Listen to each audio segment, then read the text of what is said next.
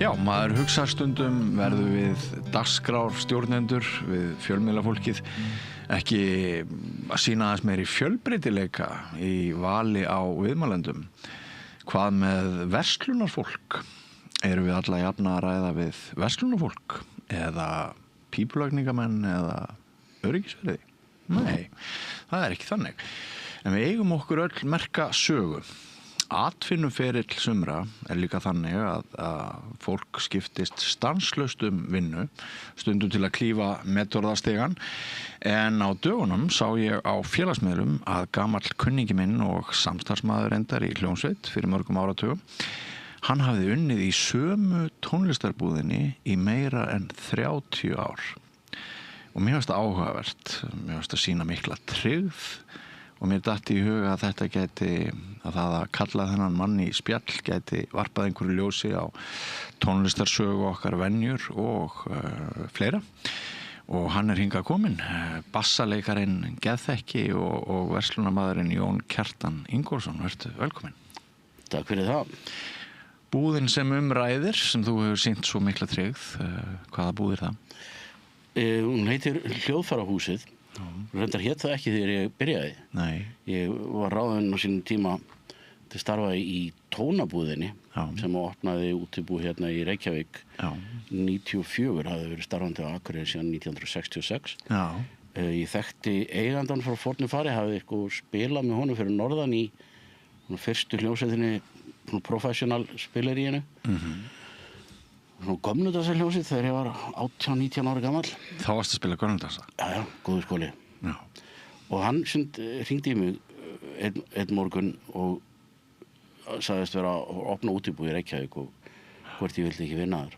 Og þar vann ég hjá honum þangað til hann hætti fyrir aldurssakir og seldi 2007 og Hljóðfærahúsið keypti tónabúðina og sameinaði verslarinnar í Reykjavík. Og þar hefur verið síðan. Þar hefur verið síðan. Já. Kannski áður en við förum í alla þessa verslunarsögu, ertu sjálfmenntaður hljóðfæraleikari? Að langmestu leyti. Ég tók einhver ár eins og allir í blokkflautu þegar maður krakki, Já, já. Pyntingaraðferð? Já. Ekki að mjög fannst það gaman. Var það? Já. Já, blokkflautu ennþá. Ég feikilega vondur á hana. Alveg. En svo var þótt ég mjög efnilegur harmoníku-unlingur. 12-13, þá var ég með nikkuna framan á mér alveg vilja vekk. Áhugavert. Þú ert fyrir norðan, þú fæddur á Dalvík. Já. Og þetta er á Dalvík sem þetta er. Já. Og síðan... Þótti töff að vera 13 ára með harmoníku framan á sér? Það þótti ekki töff, nei. Bara alls ekki. En ég hef aldrei þótt töff, þannig að það er ekki leið. Jú, þú voru alltaf verið töff í mínum huga, Jón Kjartan. En allavega, ég fekk áhuga á bassa eftir barsfæðir, einn af systur minna spilaði á bassa og þau bjuggu í kjallaranum heima og hann var með magnar þar. Ég prófaði bassa þegar ég var 10 ára eitthvað svoleiðis og fannst þetta ógurlega skemmtilegt apparat. Já. Þannig að ég fékk eitthvað smá vinning í happadrætti og keypti mér bassa. Seldi svo nikkurinn til að kaupa með magna. Nei. Það var bara þetta er fallegt. Ný byrjun. Og þarna er teningunum kastað. Já. Og síðan ég fór einhvern tíðan tók 1 stig og píano einhvern tíðan, ég tók 1 mötur á rafbassa þegar ég var búinn að spila í 10 ára eða eitthvað. Þannig að sjálfmenntaður mest, en svona með einhverju tónfræði og hljómfræði kunnáttu úr skólum aðalega. Já. Og þú ert ekki gamall þegar þú ferð fyrst að afla þér fjár sem tónlistarmaður? Nei, 16 kannski. 16? Einhverju leið. Það er ekki stuðkomarinn, það er einhverju fyrir stuðkomarinn. Það er fyrir, það er reyndar einn af stuðkomarins félögunum mínum, Magni, gítarleikari. Hann var með mér í þeirri hljómsveit, það var fyrsta hljómsveitin okkar. Já, Magni Gunnars. Já. Við æfðum á eyðibíl í Hörgárdal sem heitir Steðji og kallum okkur Steðjabandið. Já. Það vorum við Magni og Halli Gulli sem var landsþekktur trommari, spilaði með Stjórninni, Loðinni, Rottu og allum fjáranum, agalega góður spilari. og var reyndar orðin áhægilega góður strax þá. Hann var búinn að vera í bransanum sínu á 12, sko. Já. Þetta var mjög skemmtilegt. Þið eru þarna að æfa á eyðibíli. Já. Og fannst öllum það bara í lagi? Eða voru einhverja sögur að þetta gæti nú ekki leitt til góðs? Ég heyrði ekki þær sögur, sko, allavega. Það var gamall bóndi sem við konumst við sem átti þetta og leiði okkur aðstöðu fyrir skíð og ingenting, sko. Já. Því að þá eins og nú alltaf stóra vesenum með að vera í svona hljómsveitarstúsi að komast einhverstaðar inn. Já, einmitt. Ég á gamalt hesthús í Vogum, í Mývatnssveitinni, sem var breytt í æfingastað. Okay. Og sumir segja að hljómsveitin Hver, þú kannski komst eftir henni. Já. Og hún hafi sem sagt eiginlega orðið til þar og ég man eftir því þegar ég krakki að þá berast villtir tónar úr þessu hesthúsi sem kallað var Blikkhúsið. Okay. Þannig að menn voru að bjarga sér með það húsnæði bara sem að þú ert á eyðibílinu og við erum í hesthúsi og þetta voru skemmtilegi tímar. Já, mjög svo. En segðu mér svona bara fyrir forréttinsakir. Svo við talum sér hann snúið við. Já. Þetta samtal, ekki viðtal. Já, okay. Hver, það voru náttúrulega þær stelpur Erna Eva Erna. Já, en þeir voru... Og svo Steingrímur Óli Sigurðsson, trommari mann ég. Jú. Hverju voru þarna fleiri? Þórhallur Kristjánsson og Leifur Hallgrímsson, gítarleikari og bassalekararnir. Þeir eru frændur, eru frændur mínir í Vogum og á þeirra vegum var þetta Blikkhús eða hesthús. Og þeir fara í menntaskólann á Akureyri og kynnast þessum sem þú nefnir og Hilmar hét einn og eitthvað fleira. Flott band. Já, flott band og hver meiri þess að fór í Víking á einhverjum tímapunkti fenguðu sér held ég ameríska soul-sönguna og þau voru að gigga í Bandaríkjunum. Já, vandaði svo mikið eina söngunni viðbót. Já, nú man ég ekki alveg sko hvort það hefur þá verið þegar þessar föstu voru konar yfir í Brunaliðið, var það ekki? Þær fór í Brunaliðið og voru náttúrulega bara að syngja með öllum alls konar bakrættur og skraut. Það skal tekið fram að ég þekki þessa sögu ekki nógu vel en ég bara tengdi við það sem þú sagðir með eyðibílið að æfingastaðirnir voru ansi frumlegir oft. Já, ég meina hvaða kitara sem þetta voru komast inn í, sko. Já, einmitt. Stuðkompaníið síðustu árin sem mánuðin sem við stórum, árið trúlega, þá leigðum við sko efri hæðan á trésmíðaverkstað á Akureyri. Já. Þú veist, alltaf svona sagryk og svona viðarlykt. Já. Og þegar ég kom inn í stuðkompaníið sem hljómborðsleikari sem staðgengil fyrir Atla Örvars, þegar hann tók sér námsleyfi, þá æfðum við nú bara voðalega lítið. Við vorum aðalega að spila, en við vorum líka að spila alveg rosalega mikið. Tókum smá törn þegar þú varst að koma inn. Já. En síðan var þetta bara að spila. Við vorum náttúrulega, tókum þannig 6. Þú varst með okkur 4 mánuði. Já. September fram að áramótum. Já. Og við tókum af því held ég 6 vikur út í Vestmannaeyjum. Já. Bara 3 kvöld í viku. Já, og alveg törn. Og desember var sko, hann var þegar Kalli samdi jólalagið, Karl Örvarsson, jólastund, þá hrikti nú heldur betur í öllum stóðum. Það var svo brjálað að gera að það hálfa var nú sko. Man eftir þegar við vorum að reyna að ná Steinar var með einhverju stór jólatónleika í Háskólabíó áður en það var öðru svona kundags að allir verið með jólatónleika. Já. Það sem hann var að kynna þessa plötu, safnplötuna Jólastund. Já. Og allir þeir artistar sem að þar komu fram áttu að koma fram, vissulega.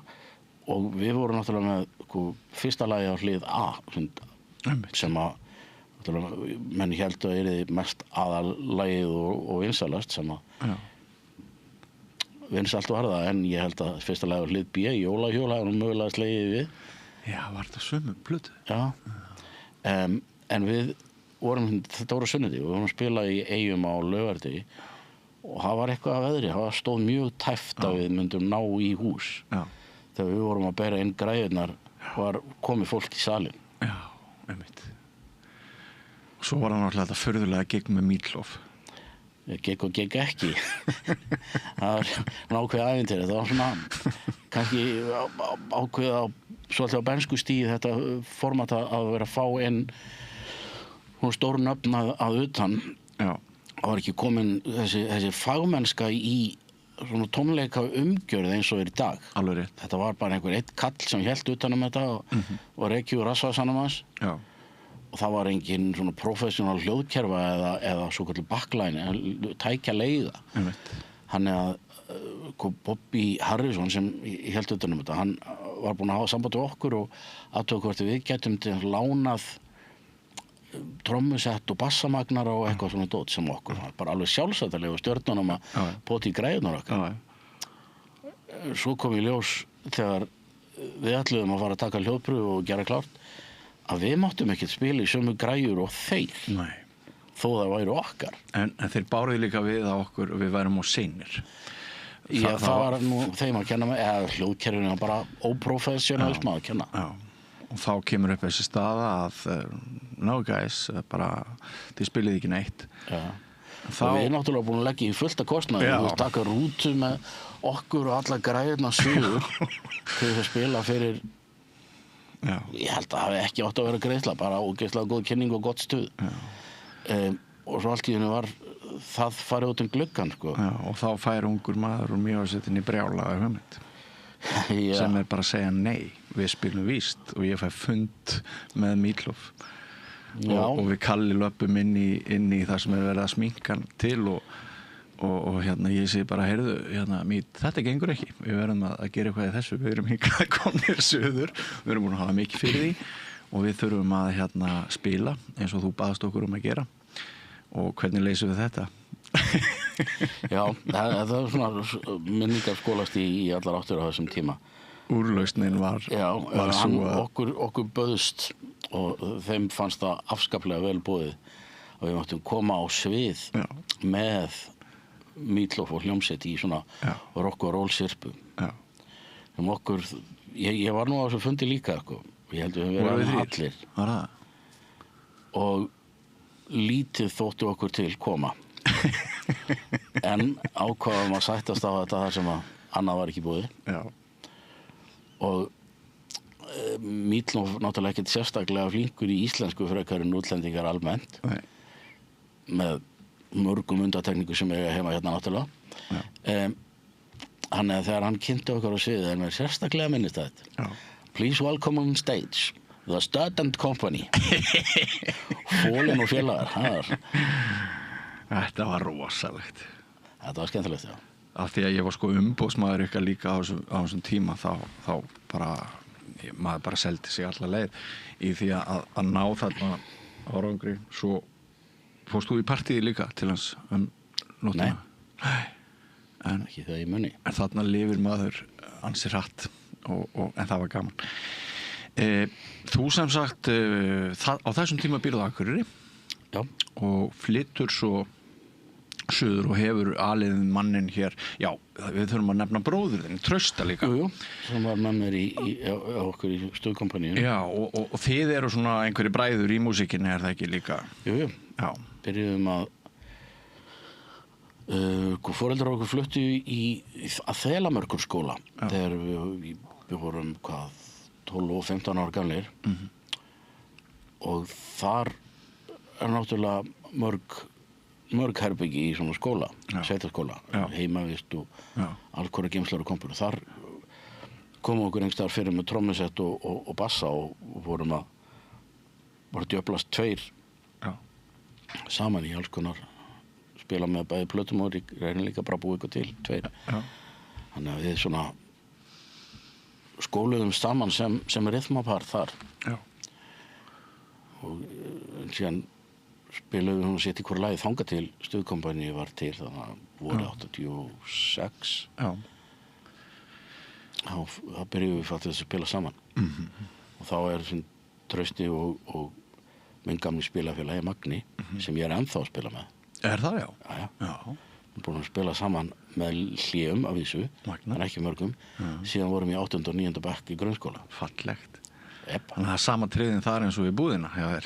Ég meina að þegar mann líður vel, það bara, ég hef verið mjög heppinn í gegnum hennar músíkbransi. Ég hef spilað með alveg haug af snillingur, sko. Ég telja bara upp gítarleikarana sem ég hef haft hann heiður að vinna með, þú veist, þá er Björgvin heiti Gíslason, Tryggvi Hübner, Eðvar Lárusson, þú veist, bara og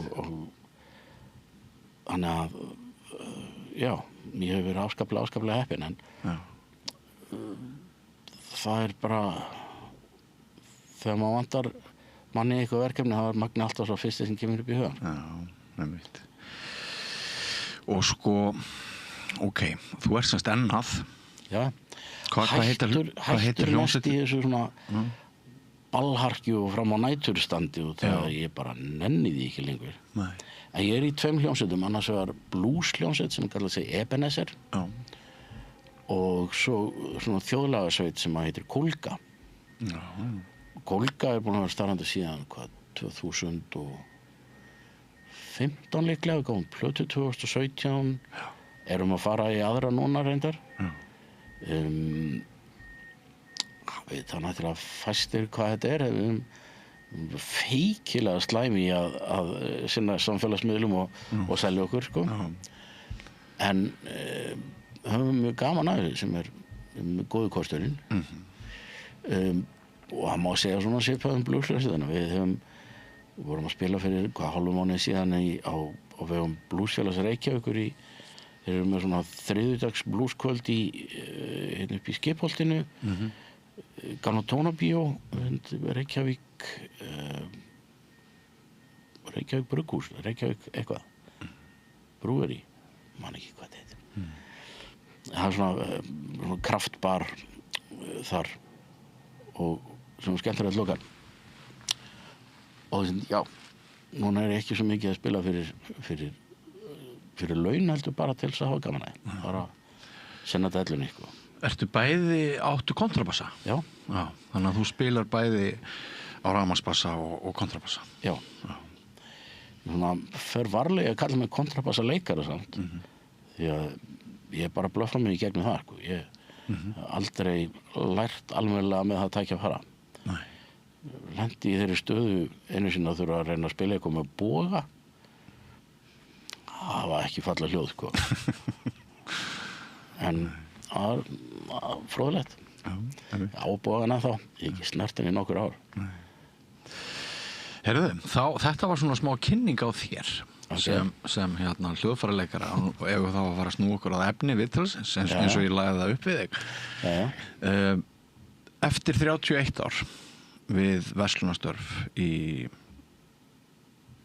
sem að tónlistarbúð eða hljóðfærabúð Hljóðfæraverslun, já. Hvað svona ef þú berð saman fyrstu árin þín í þessari búð, kunnahópin, stemninguna, menninguna, það sem fólk var að kaupa og vinnuumhverfið í búðinni og svo aftur daginn í dag, hvernig er þessi saga? Tja, tæknibreytingar er kannski svona stærstu munurinn þegar tónabúðin opnaði þarna 94. Það var engin tölva í búðinni. Nei. Það var bara, þú veist, einhver svona bók til þess að skrifa í upplýsingar hérna sölu dagsins og svona, þú veist, færa bókhaldi í efnaðum. Við vorum með, þú veist, posavélarnar gömlu, hérna strauvélarnar. Já. Og já, það sá hlutur hefur gjörbreyst og það núna setjum maður tölvu meira og minna allan daginn. Og ef einhver gröfukall tekur í sundur ljósleiðara, þá bara búðin stopp. Já. Það er ekki hægt að svara í síman, það er ekki hægt að svara tölvupóstum, það er ekki hægt að taka við rafrænum greiðslum. Það hangir alltaf einum vír. Já. Algjörlega bilað það maður hugsa út í það. Já, akkurat. Hver hefur svona verið þungamiðja verslunarinnar? Ef þú ert að spyrja hvaða hljóðfæri, þá er gegnum tíðina gítarar. Og kassagítarar líklega fyrst og fremst. En það hefur ekki alltaf verið þannig. Það var svona skömmu eftir að tónabúðin opnaði þannig 90 og svolítið mikið, þá hélt maður að gítarinn væri bara að deyja út. Er það? Það var bara rosa rólegt í í rafgítardeildinni sérstaklega rock tónlist var ekkert svo mikið inn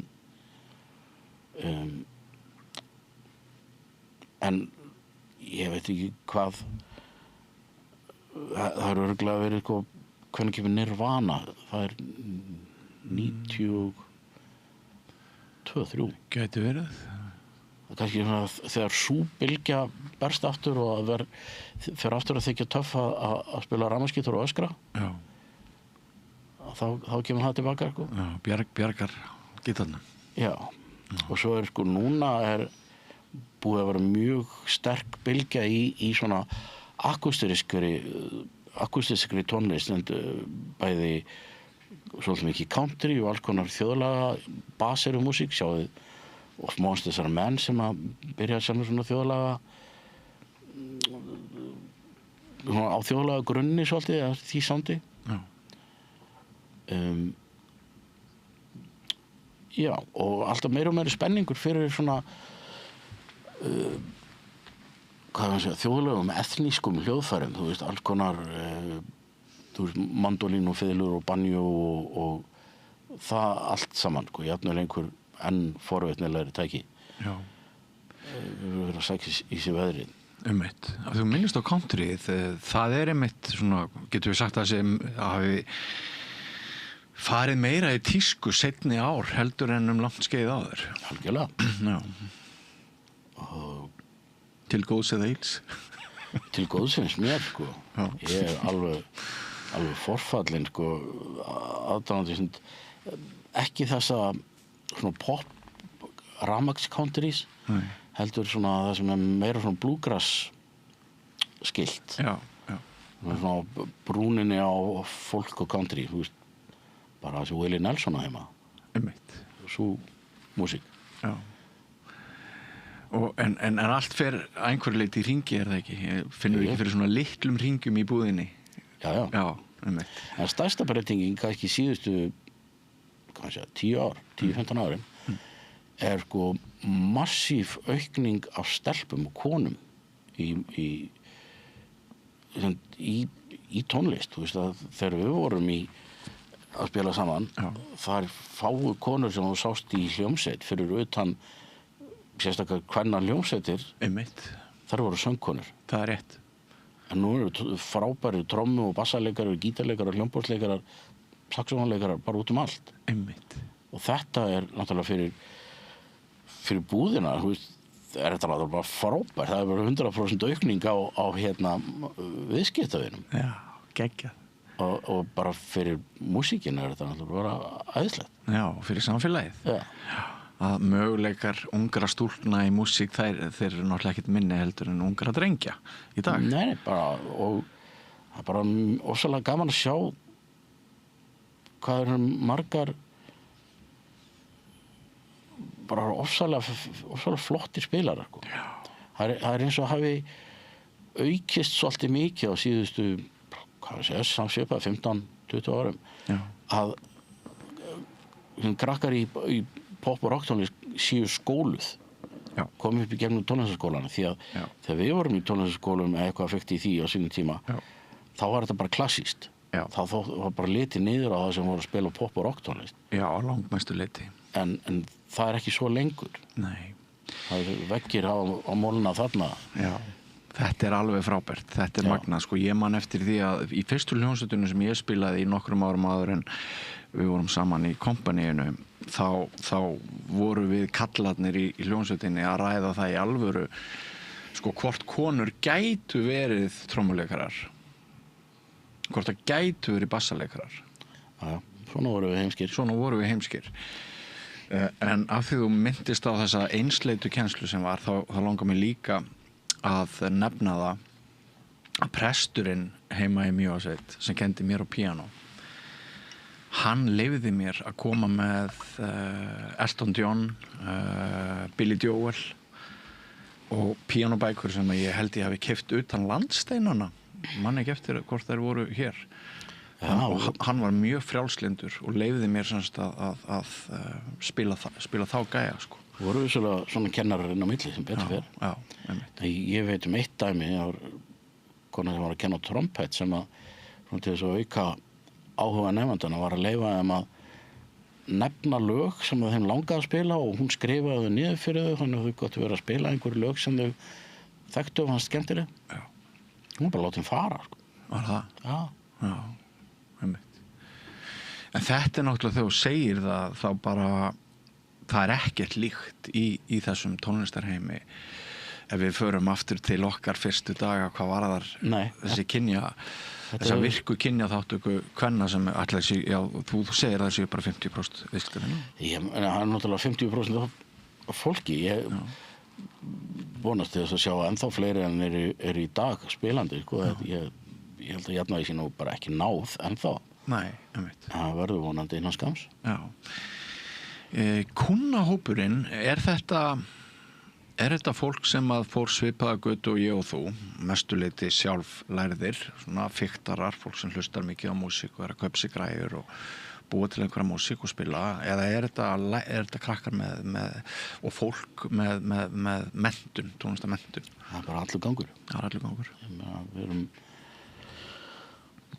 sko, bara, já, alls konar. Mér finnst einna skemmtilegast þegar maður fær inn, sko, fólk sem að er hætt að vinna, þú veist, komið á eftirlaunaaldur og spilaði sem unglingar eða jafnvel bara hafði áhuga að spila sem unglingar en hafði ekki tök á því og er annarkvæmt að reyja upp hljóðfæri eða byrja að spila, þú veist, 70. Það er geggjað. Og þau verða augljóslega aldrei neitt sérstaklega góð. Nei. En þau hafa gaman að þessu og það er aðalatrið. Já, þau hafa tíman og næðið og áhugan. Eiga bílskúrinn til að æfa í. Já. Frábært. Þetta er frábært. Gaman að heyra. Eru þið að selja synthesizer eins og þeir voru kallaðir í gamla daga? Já. Hver er mann þegar þeir breyttu allir í músík og Atli Örvarsson, tónskáldið góða, sem var náttúrulega með þeir í Stöðukompaníinu.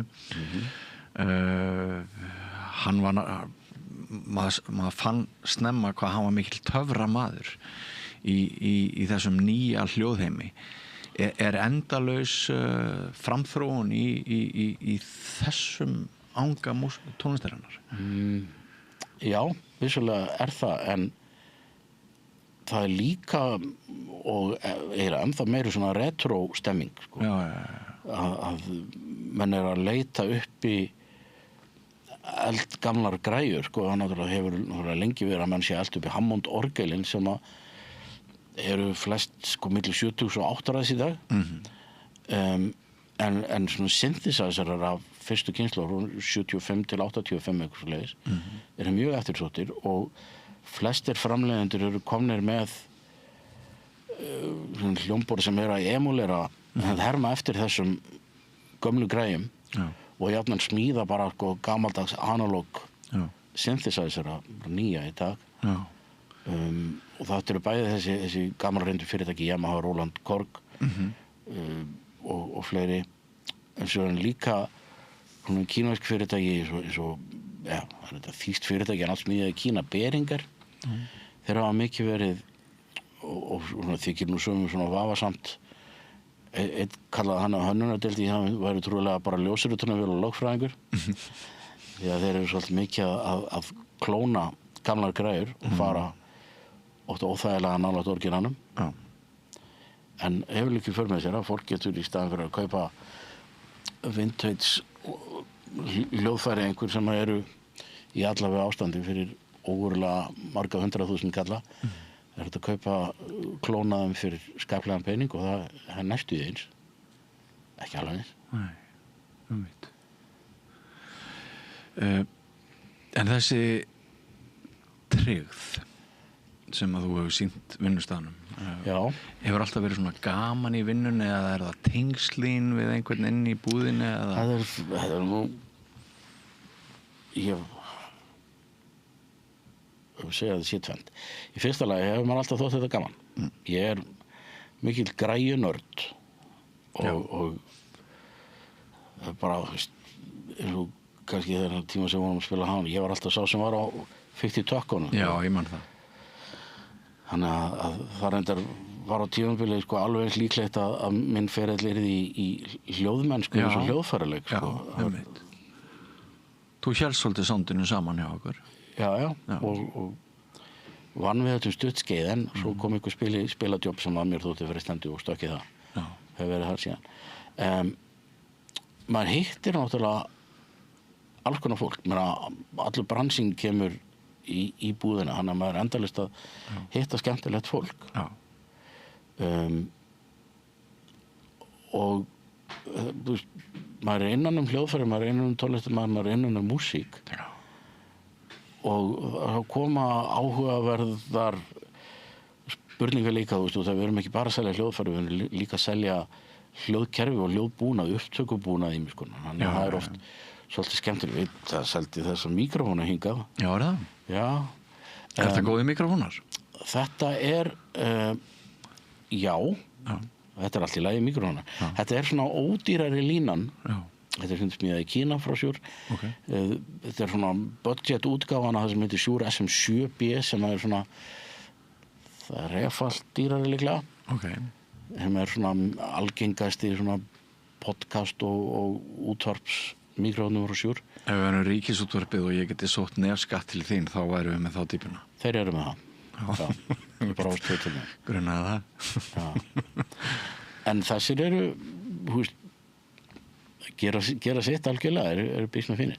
En það er gaman að setjast niður með fólki og reyna þarf að greina, þú veist, hvað ertu að fara að gera með, þú veist, hljóðkjörið, er þetta skóli og þarftu bara að lyfta talinu hjá kennaranum eða þarftu að geta tengt heila hljómsveitina á kerfi og spila dansiball eða og með heimastúdíó ertu bara að fara að lesa inn hljóðbók í eitt mikrofón eða viltu geta tengt 10 synthesizer inn á þetta og haft þetta allt saman tilbúið bara þegar kviknar hugmynd og getur byrjað að gera.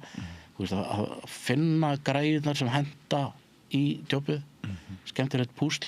Já.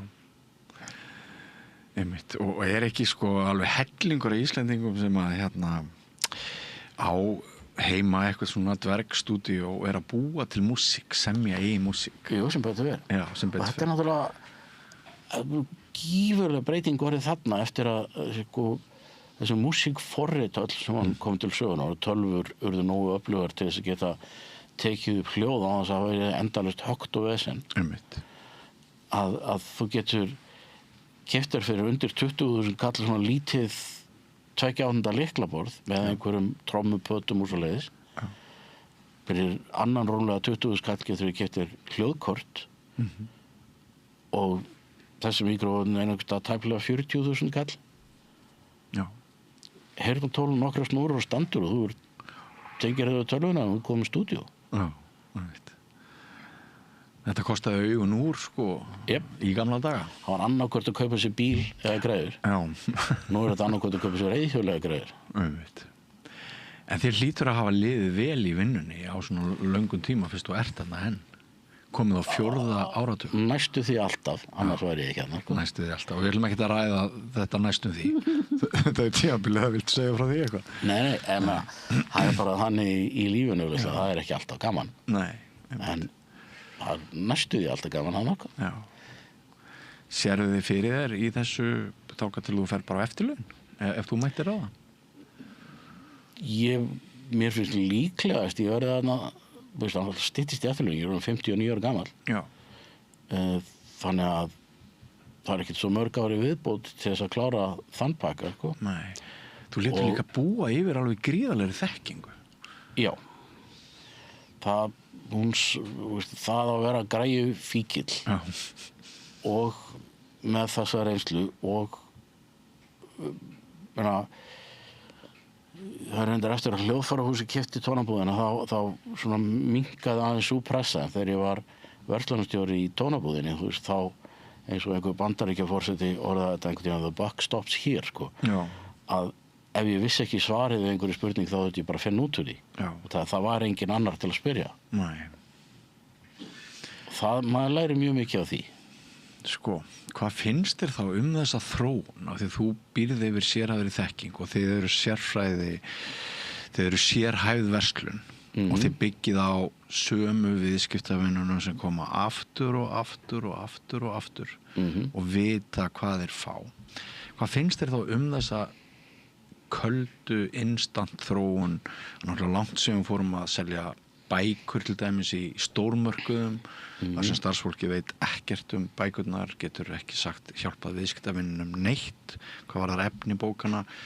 Við erum sjálf í stórmörkuðunum að afgreiða okkur, skönnum sjálf vörurnar, getum farið í gegnum stóra búðir á þess að sjá einn einasta verslunamann eða starfsmann. Af því að þið eruð svona mér dettur í hug bara eitt af síðustu víkunum til að falla. Hvernig að svona fyrir þig að horfa á það sem að gerast alls staðar í kringu þig? Sem viðskiptavinur finnst mér þetta ekki skemmtilegt, menn eins og sama hvort maður fyrir byggingavarverslun eða raftækjaverslun. Það er voða erfitt að finna einhvern sem er laus til þess að aðstoða mann og svo náttúrulega vöruþekking er ekkert endilega á mjög háu plani alltaf því að það er frekar verið að leita að einhverjum ódýrum starfsmönnum heldur en einhverju sem vita hvað þeir eru að gera og sem til dæmis í byggingavarverslun þá þeir sem eru það er meira upp úr því að hafa smíða hús heldur en að selja hamra sko. Þannig að þeir sem að hafa skrokkin og í það þeir fara frekar í það heldur en að vinna í búðinni en já, menna, þetta er náttúrulega mjög sérhæft í hljóðfærabransanum að það þarf svona afgreiðslu taka oft svolítið mikinn tíma. Það er ekkert sjaldgæft að maður sé hálftíma með kúnna eða eitthvað svoleiðis sem að í segjum Elko er ekki hugsandi. Og það er bara út að þetta er svolítið flókið, það er svolítið að fara djúpt stundum. Já. Spárið í að þetta lifi? Þetta lifi af alla breytingar? Ég vona það, en ég held að það sem að er að bjarga þessum bransa hérna heima núna sé einangrunin hjá okkur. Því að svona búðir, ekki það að þessar búðir sem eru í þessum bransa hérna heima, eins og hljóðfærahúsi og tónastöðin, eru af þeim búðum í þessum bransa sem ég hef komið í út heiminn, óvenju góðar. En svona hljóðfæraverslanir út alla Evrópu, út Bandaríkin, eru að loka og gefast upp út af samkeppni frá netverslunum. Og það er okkar stóra samkeppni í dag er erlenda netverslanir, sko, ekki hinnabúðina hérna á Íslandi. Já, og þar getið þið helst telt fram sem trompi í varnarbaráttunni, kunnáttu og persónulegum tengslum. Já, þjónustu og já, upplýsingum og já, og það er stórt atriði líka bara það að fólk getur sótt ábyrgð á vörum ef eitthvað kemur upp á til lokal aðilann þurfa ekki að senda til Evrópu með ærnum tilkostnaði. Er kunst að lesa kunnan ef það kemur einhver inn sem að þú þekkir ekki persónulega? Ertu með fleiri en eitt snið af framkomu og nálgun? Já, og ég held að það eigi við alla, alveg saman hvort þú ert að vinna á skrifstofu eða fjölmiðlamaður eða hvað það er. Þú talar mismunandi, hvernig speglast fólki sem þú átt að tala við. Stundum verður þetta mjög formlegt og svolítið stíft og stundum er maður bara gantast. Já. Ég vann einu sinni í hljómdeild KEA fyrir norðan og einmitt sama daginn gat komið bólugrafinn unglingur 14 ára pöngari og svo einhver afdala kall úr sveit og þetta gat verið mjög skemmtilegt að þjónusta svona ólíka viðskiptavini. Já. En eru einhverjir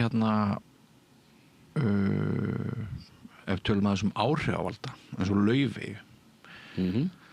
sérðu ungt fólk koma inn og ræða hana eða ekki endilega að ræða hana en maður verður mjög mikið var við að þetta er að hafa áhrif og bara sýnileikinn á Laufey náttúrulega og meina allar þessar hljómsveitir sko, frá Mess og Forti og Sykumólunum og allar þangað til núna sko, hvað er orðið sjálfsagður og eðlilegur möguleiki fyrir hljómsveit sem er starfandi í dag að vera ekki að hugsa um Íslandsmarkaðin sem það sem þú munt vera á alla tíð. Það er orðið svo raunverulegur valkostur að fara út, ekki endilega til að vera heimsfrægur einhvers staðar. Nei. Þú þarft ekki að vera mjög frægur til þess að geta haft þokkalega íhuga á því að túra segjum bara Frakland og Þýskaland. Mér er samtal 130-40 miljón manna markaður. Já. Það var ekki stóra prósenti af þeirri köku til þess að hafa þokkalega gott. Nei. En sjáu þið hvernig tiltekinn vara þýtur út í kjölfar einhverja svona strauma? Absolutt. Já. Síðasta dæmi sem ég man eftir munnhörpur í sé. Þetta er eitthvað TikTok æði það sem að Billy Joel var að spila Piano Man. Og hann mókuðist út munnhörpur í sé. Já. Ég hefur rosalega oft spilað Piano Man en ég hef aldrei reynt að leika í munnhörpuna leið og ég gera það. Það komið tækifæri, við getum kíkt við sekund af.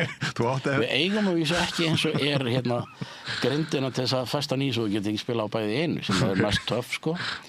En hún er væntanlega innan skams og þá verður hún meira töff. Jón Kjartan, það er búið að vera virkilega gaman að spjalla við þig og fá svona aðeins nasa þefina því sem er að gerast í búðinni þinni. Ég vona að þú sért ekkert að hætta og ég veit að það eru margir sem að einmitt tala hve mikill kunnáttu þú býrð yfir og eins og hér hefur aðeins verið imprað á og þú ætlar að halda áfram að spila á bassan þangað til bara þú verður örvasa gamalmenni. Meðan ég get mér og sérstaklega meðan mér finnst þetta gaman. Já. Þannig að leikja eftir því. Já. Og mér finnst það að spila mjög gaman, sérstaklega bara fjölbreytta tónlist og bara með skemmtilegu fólki. Þú er ekki með neina fordóma gagnvart músík? Jú. Ég er að rifja upp, sko. Svipurðu segir mér sér kannski eitthvað eitt. Nei, mér finnst ekki öll tónlist skemmtileg. Nei, hvað tónlist, bara svona, fara á trúnaðarskeið í lokinu. Segðu mér hvaða tónlist þér finnst minnst skemmtileg. Þú veist, þetta er væntanlega það að ég hef aldrei hlustað á þetta og stúderað þetta en þessi hip-hop bransin allur, hann er ekki mikið að ná til mín. Nei. Né heldur harðkjarna metal dæmið. Já, þetta er ekki þar heldur. Nei. Ég heldur endur að vera ógeðslega gaman að vera í svolítið hljómsveit. Því að það fer ekkert alltaf saman hvað mann finnst gaman að hlusta á og hvað mann finnst skemmtilegt að spila. Nei. Þegar ég var að spila með Pálma Heitlum Stefáns í hljómsveit. Pálma Stefáns þegar ég var 18. Að spila fyrst og fremst gömlu dansana. Þetta var virkilega gaman. Þetta var góður félagskapur og þetta var að vera að gera þetta vel. Já. Ég myndi ekki hlusta á þessa músík. Nei. En íslenska rapsennan, sem er svona svolítið kampamís rapsenna. Misjafnt. Sumt. Aftur, þetta er ekki mín deild. Ég hlusta ekki mikið á þetta en ég kemst ekki hjá því að heyra svolítið á þessu. Nei. Og sumt af þessu finnst mér virkilega vel gert. Já. Flotti textar, skemmtilegir orðarleikir og vanda til verka í undirspilu og svoleiðis. Já. Sumt er drasl. Já. Það er bara eins og með alla aðra tónlist. En ef þú ættir kosta á að lifa aftur og það er alveg sama lífið og þú hefur lifað nema enginn hefði fundið upp autotune. Já, ég veit ekki. Hvað kostin myndir þú velja? Án autotune, þakka þér. Já, þakka þér. Ímyndaður Willie Nelson í gegnum autotune. Það er hræðilegt. Minnst ekki ógrátandi á það? Það er einhver galdur við þessa ónákvæmni. Hvort þetta sem er í tempo eða tónhæð. Já. Man bara gerir músík af músík. Já. Annars getum við bara hlustað á AI tilbúið stöf eitthvað. Frábær lokaorð, Jón Kjartan Ingólfsson. Kæra þakkir fyrir komuna til okkar. Takk fyrir að hafa mig. Og gangiði vel í öllu þínu. Takk sem leiðis. Þættinum er lokið í kvöld, kæru hlustendur og áhorfendur, með þessu ágæta spjalli þótti segi sjálfur frá við Jón Kjartan. Við minnum ykkur á að ef þið eru aflögufær og ef ykkur langar til þess að gerast áskrifendur eða styrktaraðilar að dagskrá samstöðarinnar, þið getið horta á hana frítt, það enginn sem að skylda ykkur til þess að greiða neitt, en ef þið viljið að við séum áfram í loftinu og ef þið viljið að dagskrá okkar vaxi og blómstri með hverjum deginum, því við hefum verið að taka ný skref í þjónustu, samanber frétta útsendingar í beinni og kvöldin, þá skulið endilega líta við á vefslóðinni samstöðin.is, skrolla þar niður þangað til þið finnið hnapp þar sem ástendur áskrift og gegn mjög hólegri þóknun 2750 krónur á mánuði getið þið tryggt rekstur samstöðarinnar. Ef ykkur þykir vænt samstöðuna og okkar verk, endilega gerið það og verið duglega að deila okkar efni, YouTube og Facebook eins og það hafi gert. En ég þakka öllum viðmælendum þáttarins í kvöld, tæknifólki mínu góðu, Pétri Fjellsteð og Laufeyju Líndal og gestunum, ekki síst, og ykkur fyrir að horfa og hlusta. Verið sæl. Segðu það á Samstöðinni. Samstöðin í eigu hlustenda, áhorfenda og lesenda. Sláist í hópinn og gerist áskrifendur.